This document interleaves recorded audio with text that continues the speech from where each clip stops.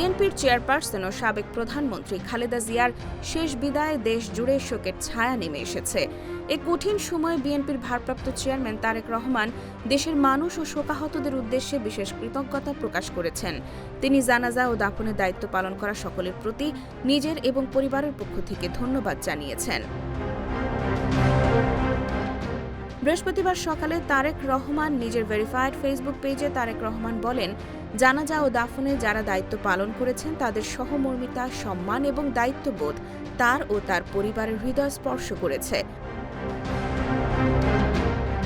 পোস্টে তিনি সেনাবাহিনী, নৌবাহিনী, বিমান বাহিনী, নিরাপত্তা ও আইন শৃঙ্খলা রক্ষাকারী বাহিনী, প্রধান উপদেষ্টা, অন্তর্বর্তী সরকারের বিভিন্ন মন্ত্রণালয়ের উপদেষ্টা ও কর্মকর্তা এবং সাংবাদিকদের বিশেষভাবে ধন্যবাদ জানান।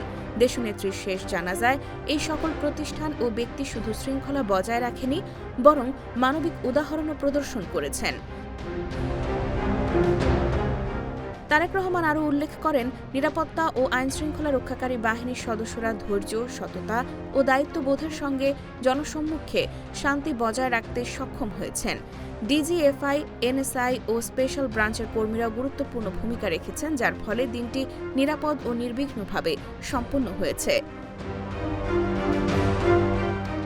পোস্টে তিনি পররাষ্ট্র মন্ত্রণালয়ের কর্মকর্তা ও কর্মচারীদেরও ধন্যবাদ জানিয়েছেন। তাদের আন্তরিক প্রচেষ্টার কারণে বিদেশি উচ্চ পর্যায়ের প্রতিনিধিরা সরাসরি উপস্থিত হয়ে সমবেদনা জানান।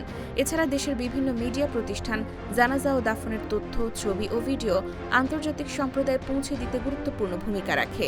শেষে তারেক রহমান পরিবারের পক্ষ থেকে সকলকে ধন্যবাদ জানান, বিশেষ করে সেই শক্তির জন্য যাদের কারণে পরিবার ও জাতি মর্যাদার সঙ্গে খালেদা জিয়ার স্মৃতিকে শ্রদ্ধা জানাতে সক্ষম হয়েছে। তারেক রহমান মাননীয় প্রধান উপদেষ্টা অধ্যাপক মোহাম্মদ ইউনূস এবং তার মন্ত্রিসভার সকল সদস্যদেরও ধন্যবাদ জানান।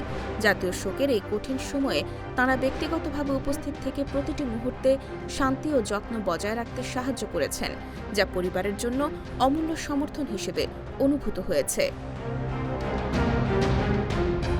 IBTV USA, new York.